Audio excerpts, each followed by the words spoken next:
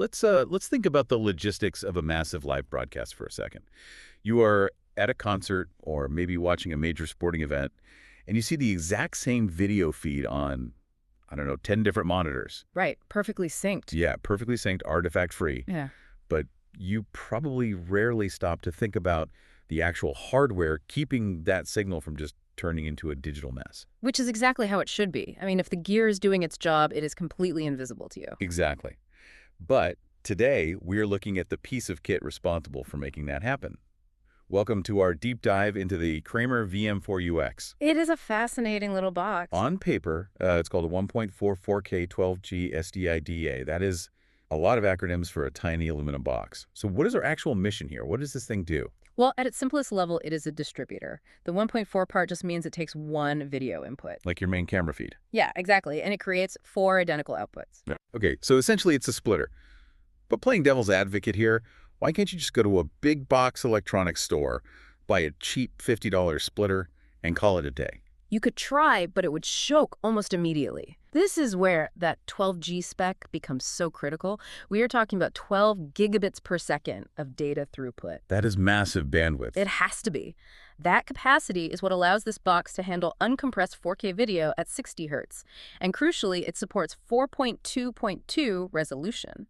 Let's pause there for a second. 4.2.2. You see that on spec sheets all the time. Does that actually matter for the viewer, or is it just technical jargon? Oh, it matters immensely for color fidelity. Right. A lot of cheaper consumer gear uses 4.2.0, which basically throws away half the color information just to save bandwidth. Wow. Yeah, 4.2.2 keeps that color data intact. If you are broadcasting professional video, you absolutely cannot afford to lose that data before it even hits the screen. Okay, so it is fast and it keeps the color accurate.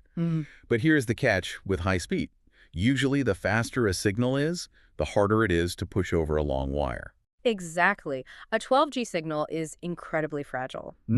As it travels down a copper cable, it degrades much faster than a standard definition signal would.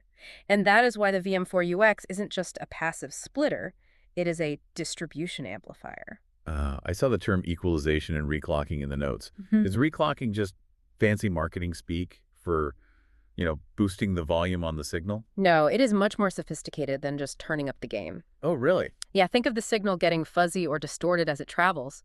Reclocking means the device actually analyzes the incoming data, reconstructs the timing of the digital pulses, and sends out a fresh, clean signal. It is like a repeater. Exactly like a repeater, auto-adapting to the rate and cleaning it up. Which explains the range specs, because I was looking at the distance capabilities.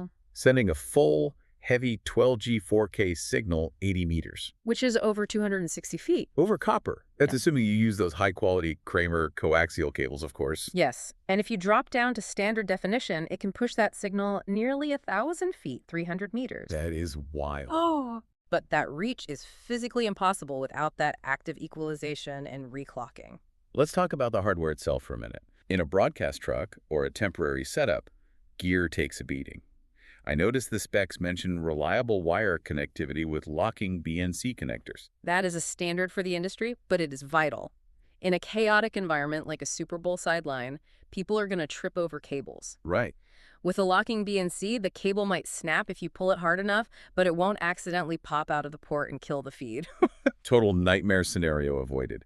Another thing that stood out to me was the Digitools enclosure. It is fanless. I assume that is to keep it silent for studio work. Silence is part of it, sure, but for me the bigger factor is reliability. Because fans break. Fans have moving parts, they fail.